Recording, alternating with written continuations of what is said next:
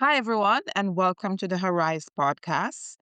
I'm your host, Michelle Hayes. I'm nutrition, women's health coach for women over 40. And really, this year, I think I really want to dive into the root cause of our health and wellness. So, this is a space now where we're going to talk about really reconnecting with your body, understanding your unique needs, and building your health from the inside out. And then the reason why I'm going this route is because I know that I've felt frustrated, confused, or disconnected from my body at times. And I know as we get to this age, this is how we feel. So if this is you and you've ever felt like frustrated, confused, or disconnected from the body, then this year you are actually in the right place. You're in the right place. So my very last podcast from last year, we talked a little bit about this. We're gonna get continuing to go through this. So I want to start by naming something many women experience. And really, sometimes we don't have the words for it, right? Like this constant chatter around food, what is good for you, what is not good for you, what's bad, talking about what you eat, when you're going to eat it, thinking about what you're going to eat, what you should and shouldn't eat, thinking about starting to lose weight again because, maybe your clothes is not fitting. And we actually feel very disconnected with our body. And, sometimes when these thoughts are going through our heads, we have to ask ourselves, is it really hunger? Sometimes it isn't hunger, right? Sometimes it isn't even for lack of discipline, right? No, food has actually been the voice that has been the loudest and has been the most comforting. So we have to think like, is this just the food noise that I'm hearing? And food noise doesn't come from the mind. It comes from your body. It comes from the body that's been under stress, has been living with stress, have had unresolved issues from way in the past, that's constantly in a state of stress that we are not really sometimes aware of.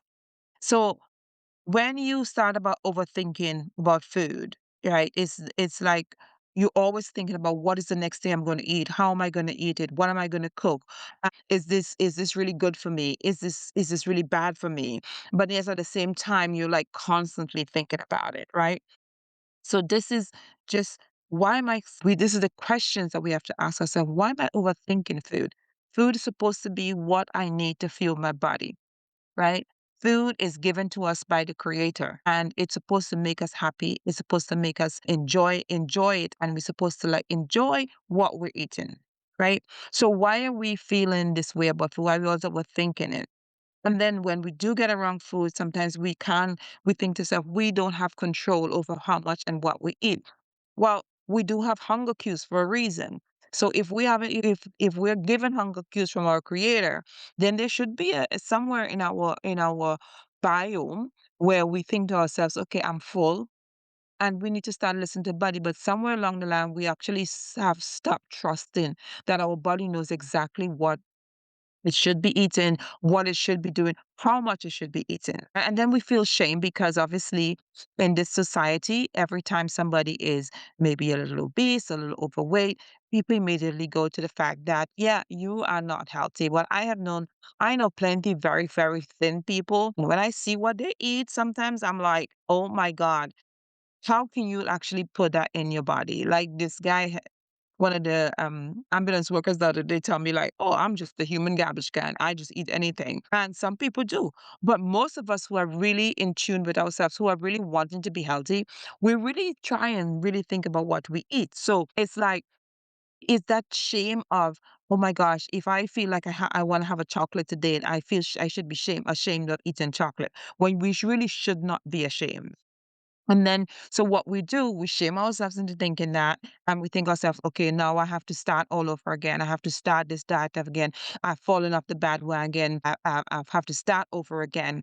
And really, all of that is just your body saying to yourself, hey, don't do this again. You don't need to start over again. You need to treat me with empathy. You need to treat me with some sort of confidence that I know what you need. And so, what your body is asking for is like that of safety to say, okay, I am safe with understanding. I can figure out when I'm full. I can figure out what my body needs, and I can figure out what's best for me. Right. So, it's not about restriction. It really is about creating a safe environment for your body. Because when I'm talking about the root cause, like I've been going through some stuff recently as well, and I've had to deal with this root cause. I have to deal with, like, why is it that you have lost weight and you've gained weight? Apart from maybe, you have some hormonal issues and you have some stuff going on, there is something way deep down inside that we do constantly where we sabotage ourselves. So we need to ask ourselves that question. So this is where we actually have to start thinking of ourselves. What is my body asking for? What is the underlying thing that my body needs, that is to feel safe? Right. So the next thing is, I want to just touch a little bit on the root cause of stress. Stress first, food seconds, right? So we talk a lot about food, but we rarely talk about stress. Even though stress is often the driver to a lot of our eating, to a lot of our restrictive thinking, to a lot of shame building, all of this stuff like that comes from really stress. So when we live in a high state of stress, what happens is that, and I find that people are not talking about this as much anymore, but it used to be a big thing where everybody was talking about cortisol. Cortisol is good for us, right? Because cortisol is actually what helps us to get into that flight or fight mode. The problem is, when we have not dealt with stuff in our lives, and we have not dealt with certain aspects of our lives that is actually asking for safety, we actually living in survival mode, and survival and cortisol work hand in hand. When you're in survival mode, your cortisol levels tend to be high. They're high in the morning, they're high at night, you don't sleep. So this is what causes this you living in a survival mode. And what that does is actually has your body into this, your nervous system is never relaxed. It's always it's ready to go, right? And it's always in an excitable state. So that is a nervous system totally in activation all the time. And so that has an effect on everything. It has an effect on your blood pressure. It has an effect on your blood sugar. So they become very unstable. I mean, you get more insulin resistant. You have bad sleep. You have poor sleep. You are emotional. You emotional about everything. So this emotional load is there all the time. What Honestly, I have learned this, and I have seen it, and I talk about this all the time, because a stressed body does not release weight. Stressed body, what it does is it holds on to weight because it wants to store it, and it feels that it's for protection. So when you're on a diet, and when you're constantly on a diet, and you diet harder and you diet less, and you in a stress state, your body, what your body does, your body turns up the volume on the stress, and your body turns up the volume on that.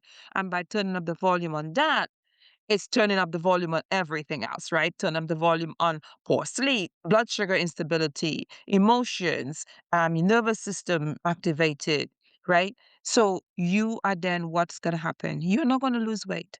Everything is going to be held on because your body is thinking that, oh my God, I need to hold on to this. I need safety. So why this hits harder for women over 40?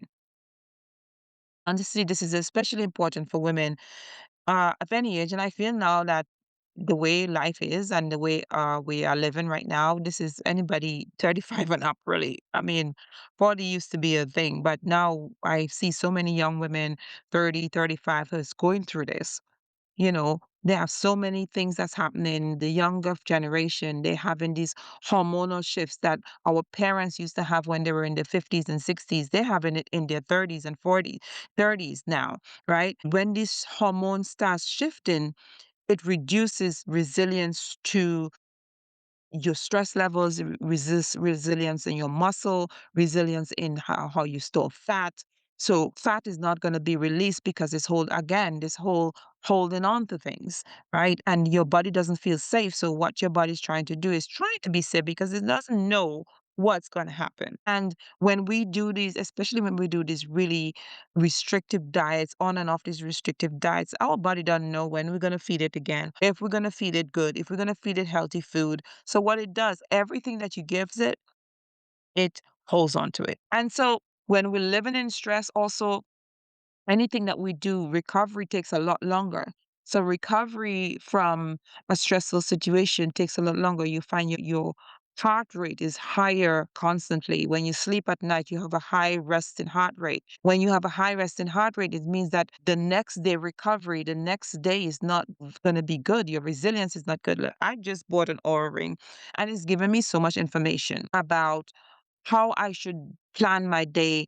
And I actually am guilty of ignoring the signs when I'm stressed, ignoring when I'm tired, ignoring when I really need to rest. And because I feel you sometimes feel the guilty, or you need to exercise. If you don't exercise today, God knows what's gonna happen and it's guilt tomorrow. Again, you're living in this sense of highly strong, highly stressed, living, not listening, not tuning in. Right. So what happens is this, as we get older, we try to use the same strategies that we did when we were younger, right? We stop eating a meal, we drop a meal, we do excessive cardio, we do all of these things and nothing happens. In fact, what happens is it gets worse. So the body needs to, you need to stop using those old strategies and start to think about, what does my body need for this stage in my life? And how am I going to be able to give it to it? Right. And we need to become more honest with our bodies, more honest with ourselves. Your body, honestly, is not really betraying you, as we like to think that, oh my God, this body of mine is betraying me. I can't even look at a piece of chocolate and it's already gained weight. What is asking you for? It's asking you to change how you take care of it now that we have all these hormonal shifts, now that we are not sleeping well, now that we are having these things that happen, our metabolism slowing down, hormonal shifts that's happening. Maybe the fat distribution is a little different. Maybe now we're being told that, our cholesterol is increasing and stuff like that. Maybe our A1C is increasing and maybe we're getting a little bit more insulin resistant. So when we are seeing these things, it's asking us to change and it's asking us to, hey, we need to take care of me in a different manner now. So I want to share this from my own life because I'm telling you, it is so important that I'm realizing now, and this is why I had to take a step back sometimes and say, what is different, right? When I was in my 20s and early 30s, I can do 5 long 12-hour shifts and I can still work out and I can still do the things like that. And now I can't.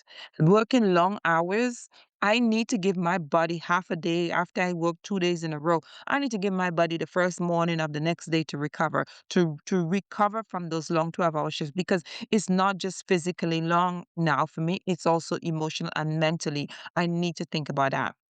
And in that whole space of this trying to eat right?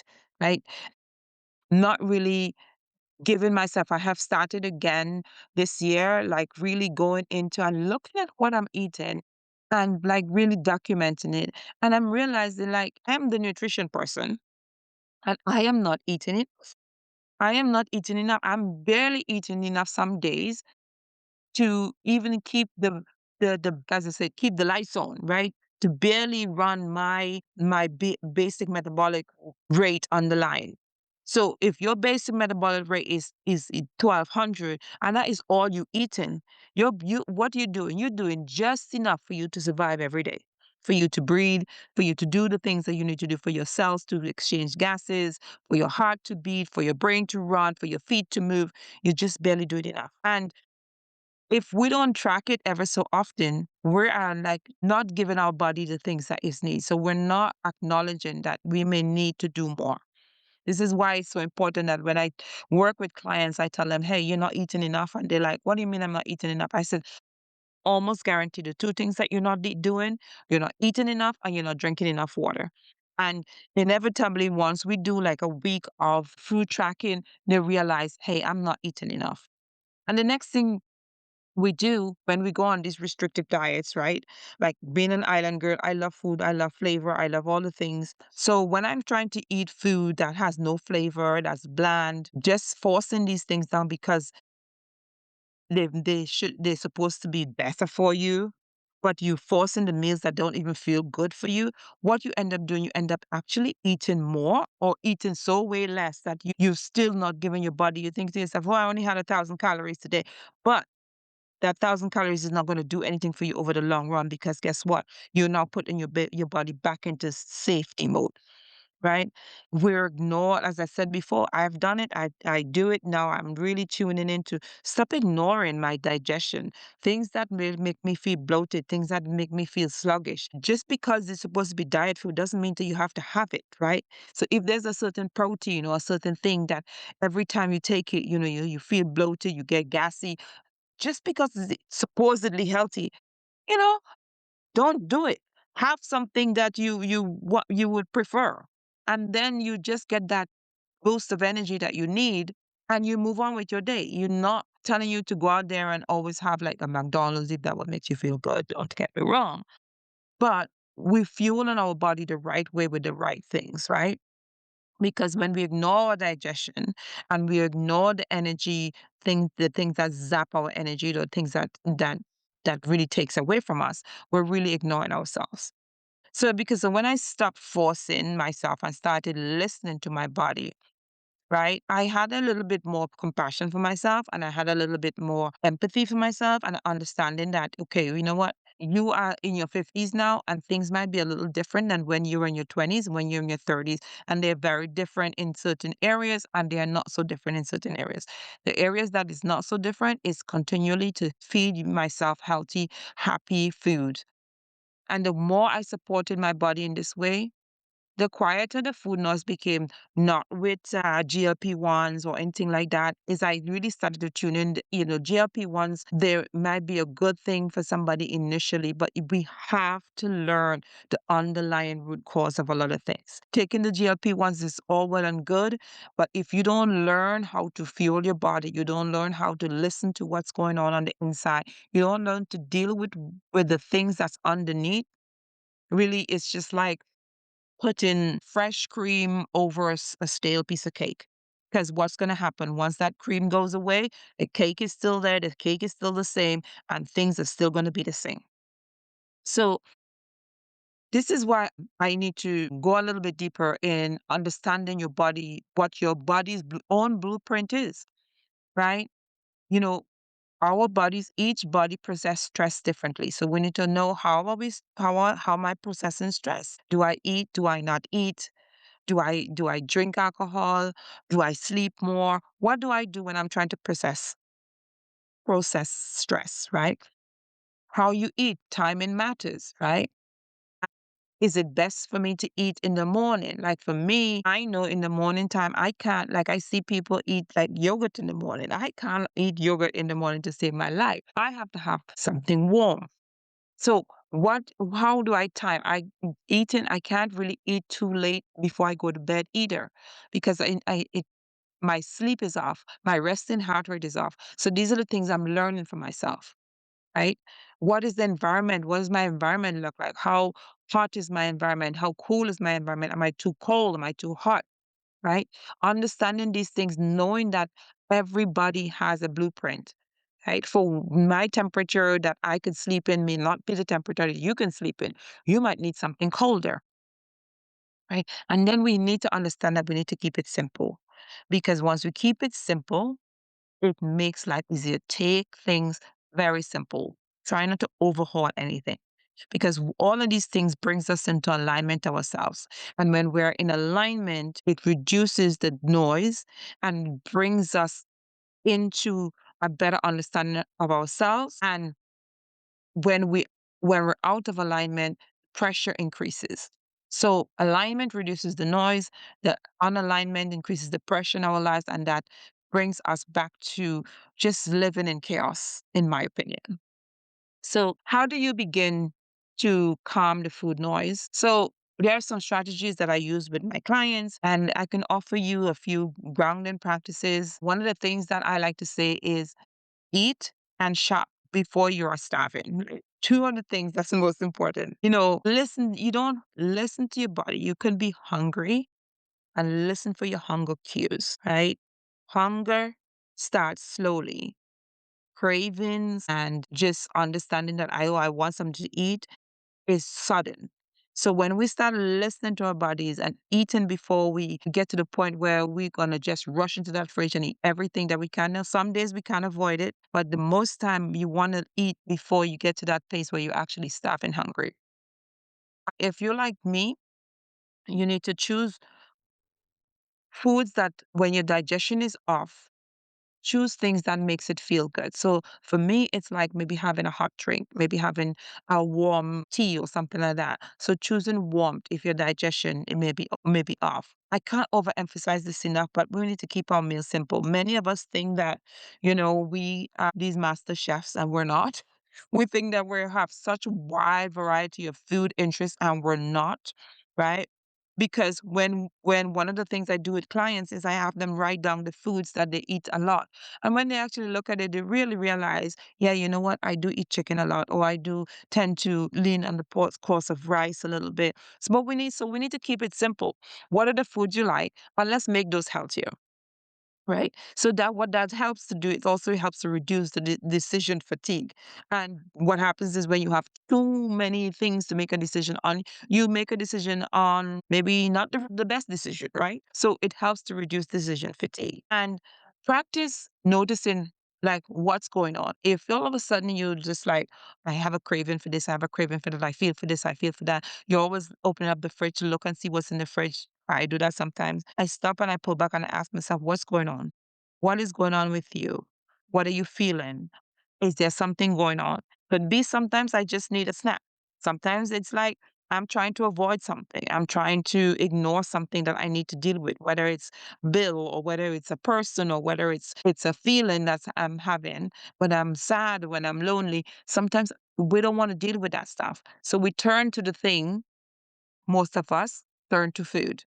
And we turn to the thing that would distract us. And we're never really dealing with the root of what's going on. So we need to just understand that we need to calm our body first. And once we calm our body and we try beginning to understand our body, clarity will follow, weight loss will follow, strength will follow, health will follow. Right? So before you go any further, as you listen to this, ask yourself today, what does my body need to feel safe? What does it really need to feel safe? That question alone can change everything. Very simple question. Ask yourself the question and listen. The answer may not come right away, but somewhere throughout the day, the answer might come to you. So ask yourself that question today. So thank you for listening. And if this episode really resonated for you, just drop a message down in the chat, down in the comments that says the word calm and let others know. Share this with somebody who needs to hear this. And remember, your body isn't loud because it's broken. That food noise isn't there because, oh, there's something wrong with my thinking, there's something wrong with my brain. It's loud because it's asking to be heard. So, in the next episode, we're going to talk more about moving from control to connection and how to rebuild trust with our body, with our body again. So, I really hope that this really resounded with you. And again, please share, please like, please follow, please subscribe, and leave a comment for me if this really is something that touched you. Take care, and I see you next time on the Horizon podcast.